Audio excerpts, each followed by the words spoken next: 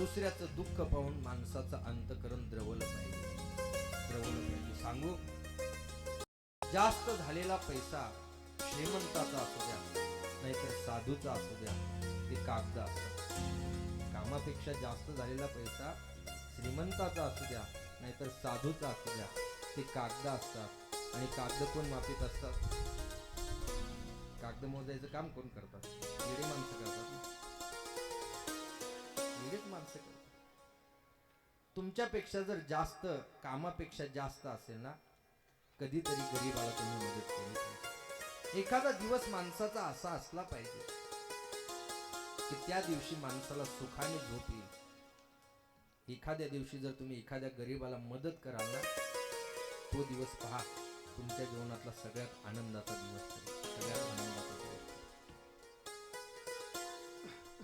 रामप्रभूची कथा ही मानव बनवणारी कथा आहे, माणूस बनवणारी कथा आहे. आणि म्हणून या कथेचा विचार आपण गेले 5 दिवस पर्यंत करत आहोत. आज आपल्या कथेचा हा सांगतेचा दिवस आहे, अर्थात 6वा दिवस आहे. रामप्रभूची कथा आपण पाहत होतो. कालपर्यंत आपण पाहिलं रामप्रभू चित्रकूटावर पोहोचत होतात. भरतजी येतात. भरताची आणि प्रभूची भेट होते. भरताची प्रभूची भेट होते. रामप्रभू सांगतात, भरता, आपल्या बाबाला प्राणप्रिय होते का वचन प्रिय होतं? दादा, आपल्या बाबाला प्राणापेक्षा सुद्धा वचन प्रिय होतं. जर आपल्या बाबाला प्राणापेक्षा वचन प्रिय असेल भरता, तर बाबाच्या वचनाचा विचार होणं ही गोष्ट अत्यंत महत्वाची. आत्ता 14 वर्ष पूर्ण होतील. मी आता परत येईन, तोपर्यंत अयोध्येचा राज्यकारभार तू सांभाळायचा आहे. त्यावेळेस भरतजी म्हणतो, मी तर गादीवर बसणार नाही दादा. मी हे राज्याभिषेकाची साहित्य आणले, काय करू? त्यावेळेस रामप्रभू म्हणतात, त्या गुंफेमध्ये ठेव. आजही चित्रकूटावरती ती भरत गुंफा आपल्याला पाहायला भेटते. बाबा, दादा, मी तर राजगादीवर बसणार नाही, मला काहीतरी द्या. रामप्रभू जानकी पादुकांचा अवतार धारण करतात. भरताला त्या पादुका दिल्या जातात. भरतजी त्या पादुका घेतात, अयोध्येमध्ये परत येतात. आणि अयोध्येत आल्याच्या नंतर आता त्या पादुकांची स्थापना राजगादीवर केल्या जाते. राजगादीवर केल्यावरती भरतजी म्हणतात, माझा दादा जर या ठिकाणी जमिनीवर राहत असेल तर मला जमिनीवर राहण्याचा अधिकार नाही. भरतजी नंदीग्राम मध्ये येतात. त्या ठिकाणी एक भुयार करतात आणि त्या भुयार मध्ये राहतात. 14 वर्ष त्याच ठिकाणावरून भरतजी कारभार करतात. आता कथेमध्ये बदल होतो. तुलसीदासजी त्या ठिकाणी सांगतात, रामप्रभू जानकी चित्रकूटावरती राहत असतात. चित्रकूटावरती राहत असताना 13 वर्ष पूर्ण होतात. आणि 13 वर्ष पूर्ण झाल्याच्या नंतर आता प्रभू तिथून पुढे निघतात. प्रभू पुढे कुठे निघतात? प्रभू आता अत्रि आणि अनुसूयेच्या आश्रमामध्ये येतात. अत्रि अनुसूयेच्या आश्रमात आगमन झाल्याच्या नंतर अत्रि ऋषी आणि अनुसूया माता प्रभूची स्तुती करतात. तुलसीदासजी त्याचं वर्णन करतात. नमामि भक्त वत्सलं कृपालु शील कोमलं भजामि ते पराभुजं अगामिना स्वधामदं निजाम श्याम सुन्दरं भवाम्बुनाथमन्दरं प्रफुल्लकञ्जलोचनं मदादिलोचमोचनं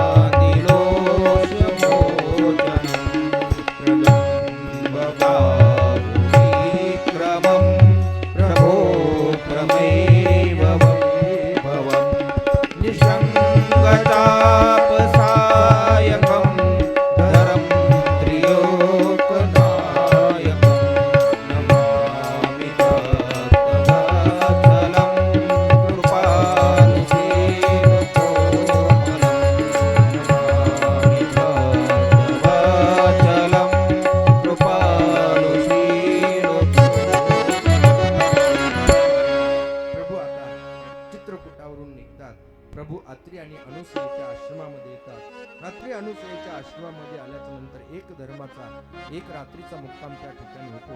आणि आता प्रभू पुढे निघतात, विराट राक्षसाचा वध करतात, क्षरभंग ऋषीचा उद्धार करतात. आणि आता पुढे प्रभू त्या ठिकाणी अगस्त्य ऋषीच्या आश्रमामध्ये येतात.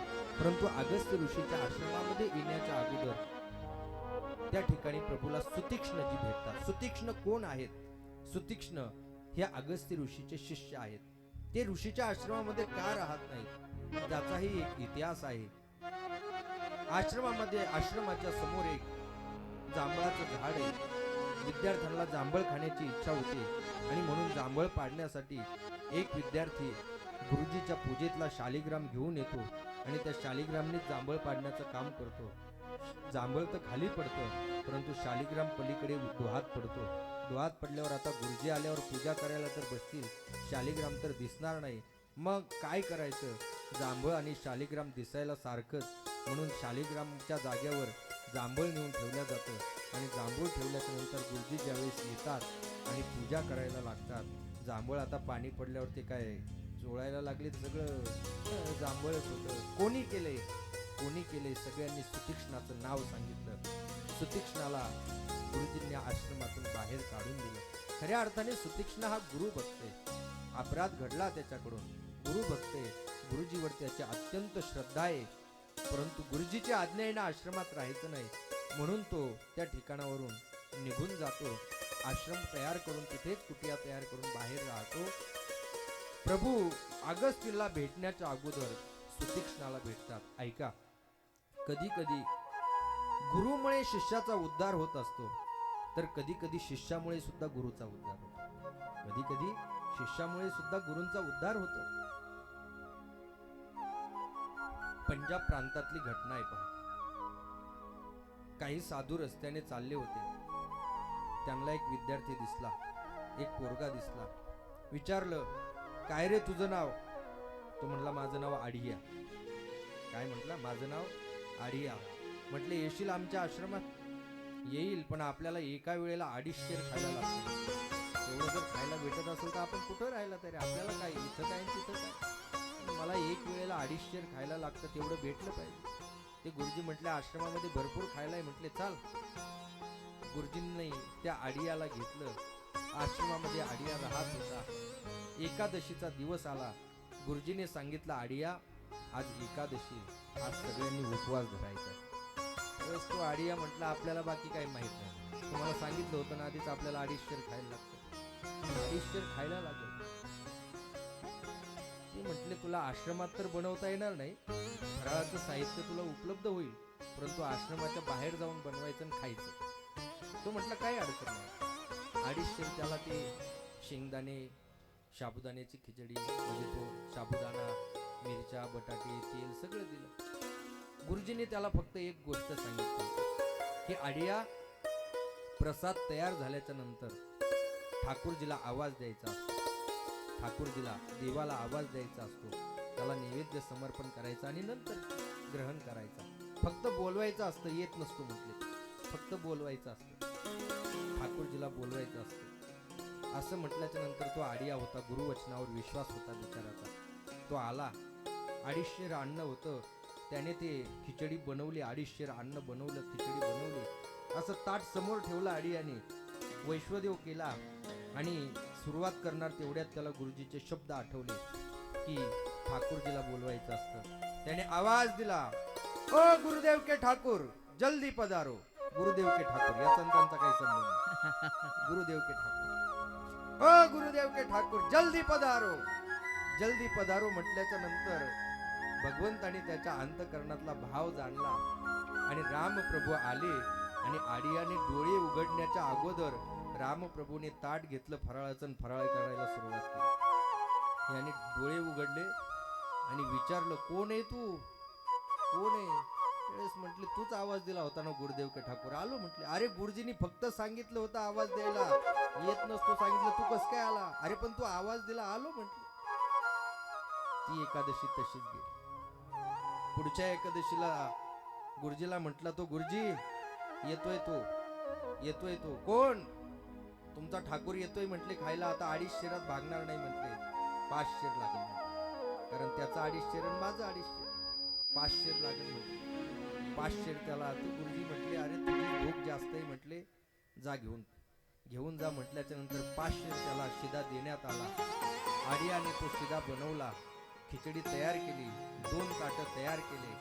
गुरुजीच्या वचनावर विश्वास, आडियाने डोळे लावले आणि आडियाने आवाज दिला, ओ गुरुदेव के ठाकुर जल्दी पधारो, ओ गुरुदेव के ठाकुर जल्दी पधारो म्हटल्याच्या नंतर रामप्रभू लगबगीने निघले. तेवढ्यात सीता म्हणतात, का हो मागच्या एकादशीला एकटेच गेले होते, मला सुद्धा तुमच्या सोबत यायचं. त्यावेळेस प्रभू म्हणतात, चाल 2 ताटाची व्यवस्था आहे म्हणते. दोघही आले. आडियाने डोळे उघडण्याच्या अगोदर फराळ करायला सुरुवात केली. यांनी डोळे उघडले आणि पाहिलं. तो म्हटला, ही कोण आहे? तो आमचे घरचे आहेत म्हटले, आमचे घरचे. अरे आधी सांगायचं ना लग्न झालंय म्हणून. तीही एकादशी तशीच गेली. पुढची एकादशी तो म्हटला, गुरुजी एकटा येत नाही, त्याची बायको पण सोबत आहे म्हटली. आता 5 शेरात भागणार नाही म्हटले, 7.5 शेर लागेल. 7.5 शेर लागेल म्हटल्याच्या नंतर अरे म्हटले तुझी भूक जास्त आहे. गुरुजी म्हटले द्या म्हटले याला 7.5 शेर त्या आडियाला देण्यात आलं. 7.5 शेर घेतलं त्या आडियाने.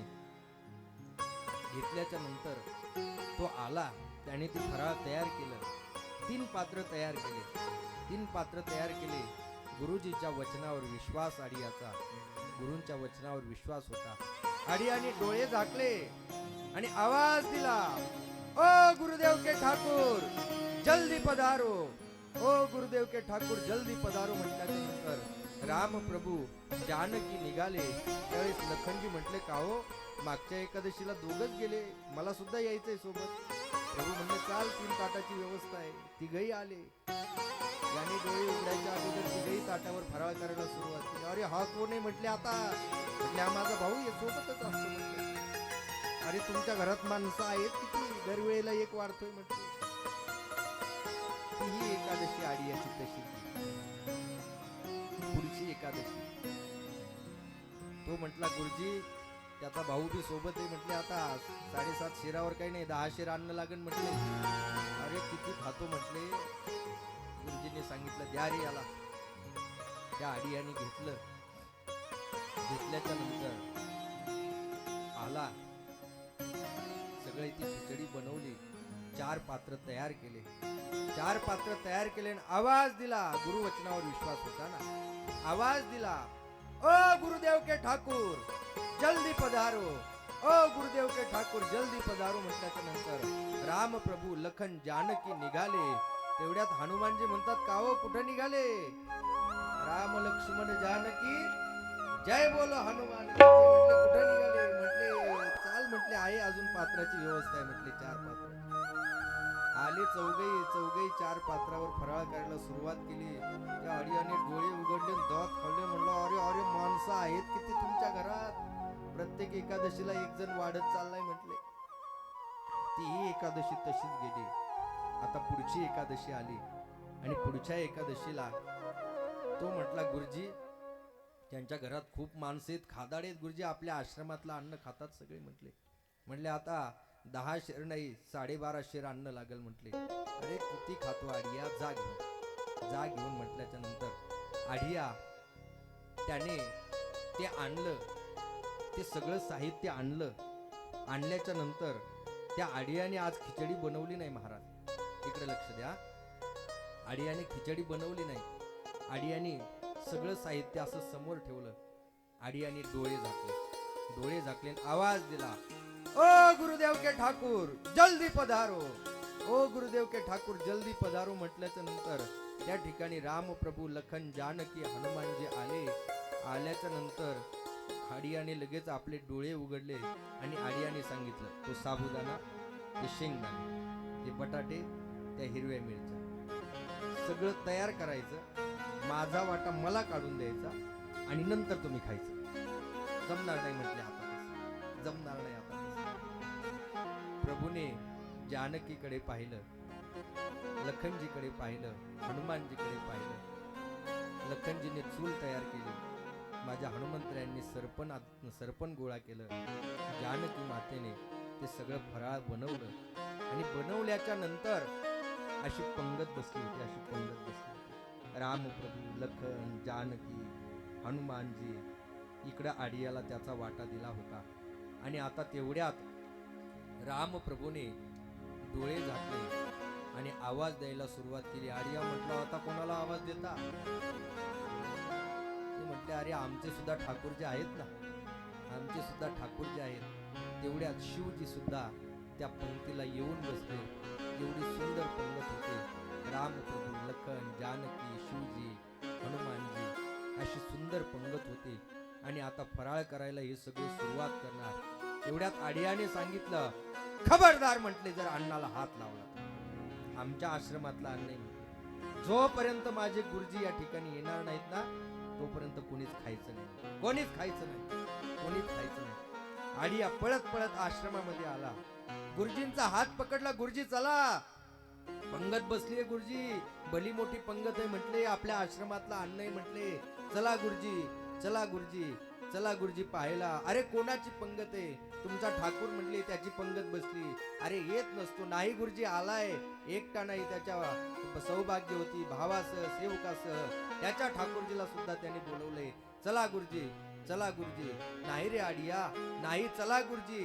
गुरुजीच्या हाताला धरून आडिया बळजबरीने ओढत ओढत ओढत ओढत ओढत ओढत त्या ठिकाणी आणतो. आणि आणल्याच्या नंतर गुरुजी ती पंगत पाहतात. आणि गुरुजी पंगत पाहिल्याच्या नंतर गुरुजीच्या डोळ्यामध्ये अश्रू येतात. गुरुजींनी त्यांच्या जीवनामध्ये अशी पंगत याच्या अगोदर कधीच पाहिली नव्हती. गुरुजी त्या प्रभूचं, शिवजीचं दर्शन घेण्याच्या अगोदर गुरुजी त्या आडियाचं दर्शन घेतात. आडियाचं दर्शन घेतात.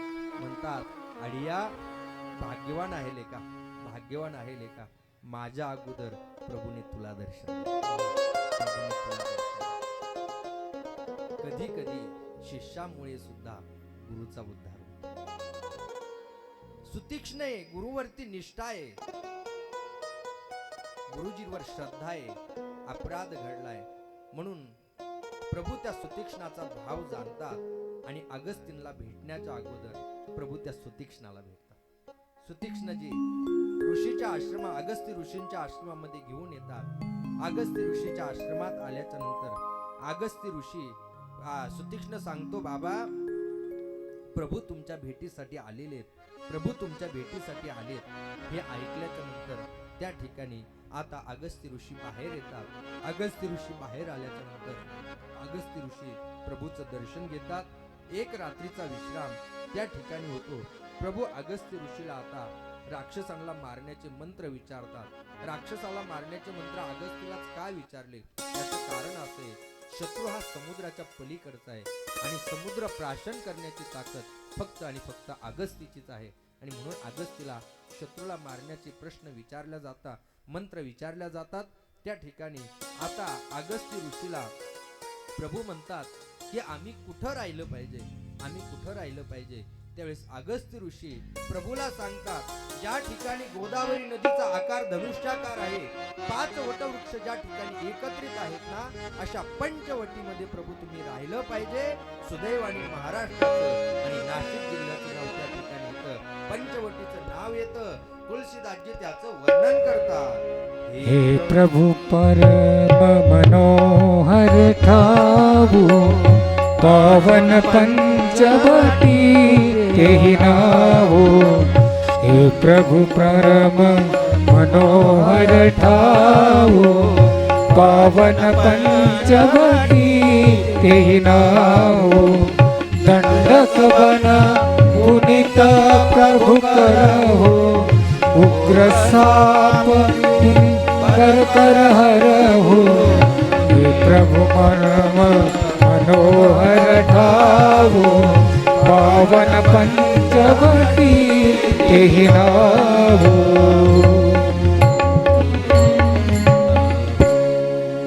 हे प्रभु परम मनोहर ठाऊ, पावन पंचवटी तेहि नावो. दंडक बन पुनीत प्रभु करहु. त्या ठिकाणी प्रभू तुम्ही पंचवटीमध्ये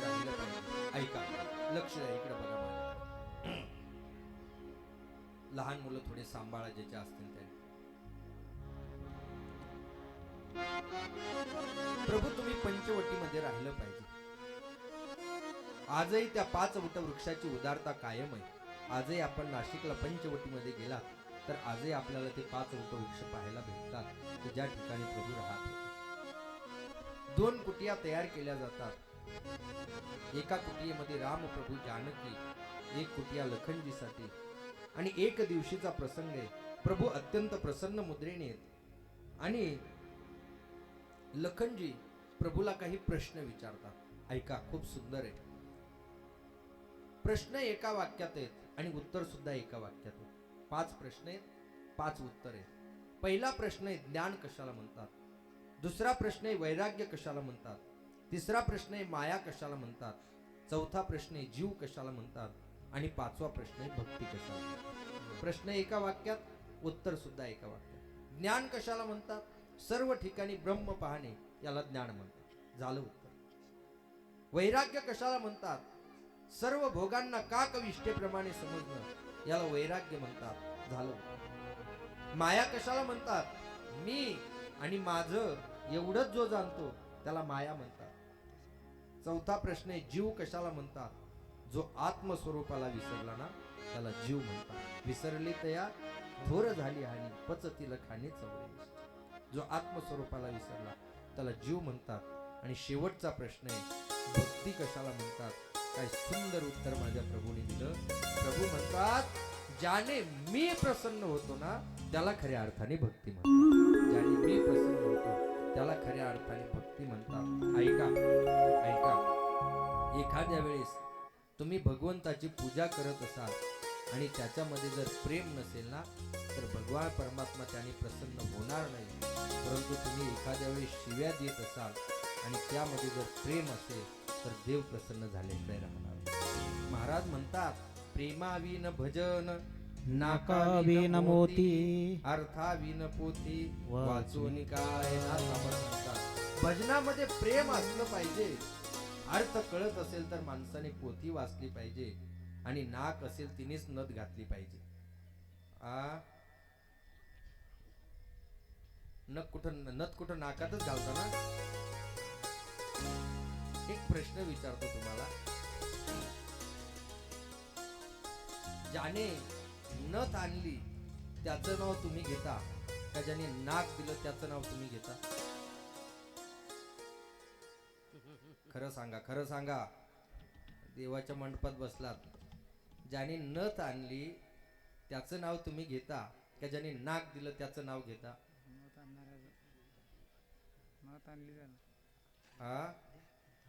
ज्याने नथ दिली त्याचंच नाव घेता ना महाराज. जर त्याने नाकच दिलं नसतं तर नथ काय कानात घातली असती का. नथनी दी जिस यार ने उसे सुमेरे बारंबार, नाक दिया जिस यार ने उसको भूल गई गवा. ज्याने नथनी दिली त्याचं दिवसातून 100 वेळेला नाव घेता. ज्याने नाक दिलं त्याचं एकदाही नाव घेत नाही.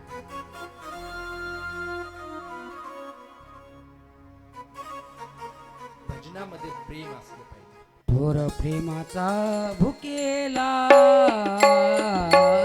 थोर प्रेमाचा भुकेला, थोर प्रेमाचा भुकेला, थोर प्रेमाचा भुकेला. हाची दुष्काळ तयाला, हाची दुष्काळ तयाला,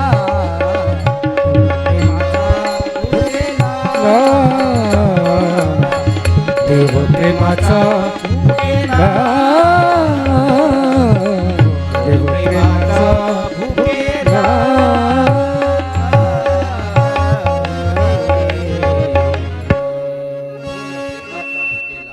हाची दुष्काळ तयाला. तुम्ही भजन करत असाल आणि त्याच्यात प्रेम नसेल तर ते भगवंतापर्यंत पोहोचत होणार नाही. परंतु तुम्ही शिव्या देत असाल आणि त्याच्यात प्रेम असेल तर ते देवापर्यंत पोहोचत झाल्याशिवाय.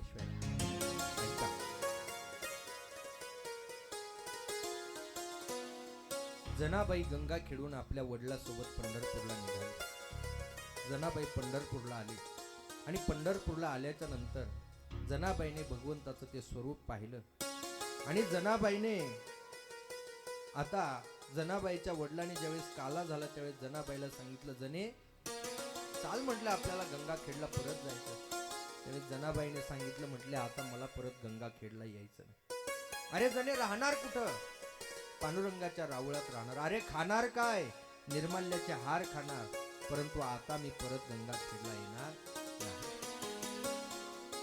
पंढरीच्या पेठे मांडिले पाले, पंढरीच्या पेठे मांडिले पाले, मनगटावरी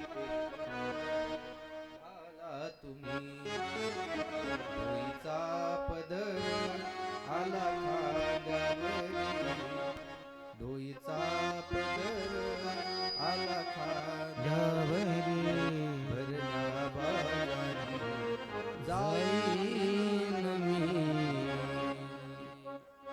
जनाबाई म्हणते आता मी परत येणार नाही. 2-4 दिवस नामदेव महाराज पाहतात आणि विचारतात, ए पुरी कुठं राहते तू? इथंच राहते बाबा, मंदिरात राहू. काय खाते? पांडुरंगाचे निर्माल्याचे हार खाते. अरे गाव कोणतं तुझं? गंगाखेड बाबा. कुठं राहणार आहेस? इथंच राहणार आहे बाबा. अरे किती दिवस राहणार? जन्मभर इथंच राहणार आहे बाबा, जन्मभर इथंच राहणार, जन्मभर इथंच राहणार. म्हटल्याच्या नंतर नामदेव महाराज म्हणतात, येशील आमच्या घरी? बाबा रोज मला देवाचं दर्शन झालं पाहिजे, येईल तुमच्या घरी. चाल म्हटलं. जनाबाईला नामदेव महाराज घरी घेऊन जातात. जनाबाईवर पहिली जबाबदारी येते पाणी भरण्याची. पाणी भरण्याचं काम प्रामाणिकपणे होतं म्हणून कामामध्ये प्रमोशन होतं. जनाबाईकडे दुसरं काम येतं गोवऱ्या वेचण्याचं. गोवऱ्या वेचण्याचं कामातही प्रामाणिकपणे केल्या जाताना त्या कामात परत प्रमोशन होतं आणि जनाबाईला आता दळण दळण्याचं काम केलं जातं. दळण दळण्याचं जुना काळ होता. जुन्या काळात जात्यावरती दळण दळायचं काम असायचं महाराज. जुन्या काळात जात्यावरती दळण दळायचं. जुन्या म्हाताऱ्या आजी त्यांना माहीत असत. आता आजी तुम्ही दळलं ना? हा ठीक आहे, आजी बसल्या तिथे. आता जातेच राहिली नाही. आता सगळे जाते जाते. त्या जातेने त्याचं नाव सार्थ केलं महाराज. जाते जाते. आता जिवंत जाते गिरणीवर. का हो कुठं चालले? दळायला. आजी वय किती तुमचं? वय किती? वय नाही माहिती. आता जुन्या आजी आहेत. जुन्या काळामध्ये जात्यावरती दळण दळलं जायचं महाराज. ही जात एवढी भामटी आहे ना, ही दळण दळताना खायचं सगळं सासरचं आणि गायचं सगळं कसं लगे आलं तोंडामध्ये. खायचं सासरचं गायचं सगळं माहेरचं. वाटेच्या वाट सरा काय पाहतो रे खेड्याले, सोन्याचं कुलूप माझ्या भावाच्या दाराले रे गुरु. म्हटलं आमच्या गायकवादकाला या बाईचा माहेरचा पत्ता घ्या, सोन्याचं कुलूप म्हटले जाऊ आपण. आम्ही गेलो महाराज, तिथं पाहिलं तर भलं मोठं एवढं लोखंडाचं कुलूप लावलेलं होतं. मी त्या गावात चौकशी केली. म्हटले का हो? तिथं बाई म्हटली सोन्याचं कुलूप माझ्या भावाच्या वाड्याले. ते लोक म्हटले बरोबर आहे महाराज, सोन्या सावकाराचं कर्ज आहे हिच्या भावावर, त्याने लावलंय कुलूप.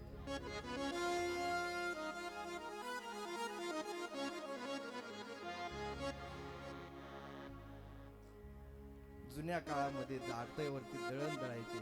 जनाबाई सुद्धा त्या ठिकाणी जात्यावरती दळण दळत होते आणि काय म्हणत होती? सर्वांनी टाळी वाजवून म्हणायचंय. सुंदर माझे जाते ग, फिरते बहुतेक,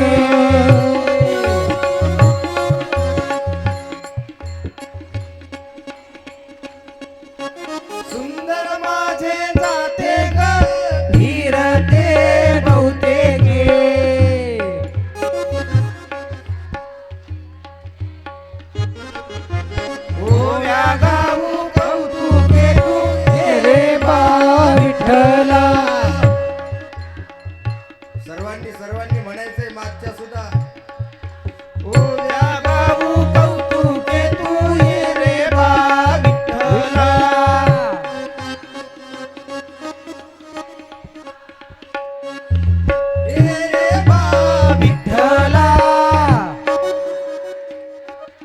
ए रे बा विठ्ठला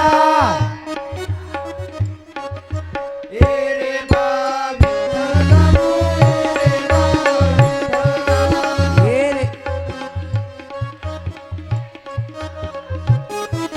सासू आणि सासरा, सासू आणि सासरा त्यांना घरात नाही आसरा. शाबास.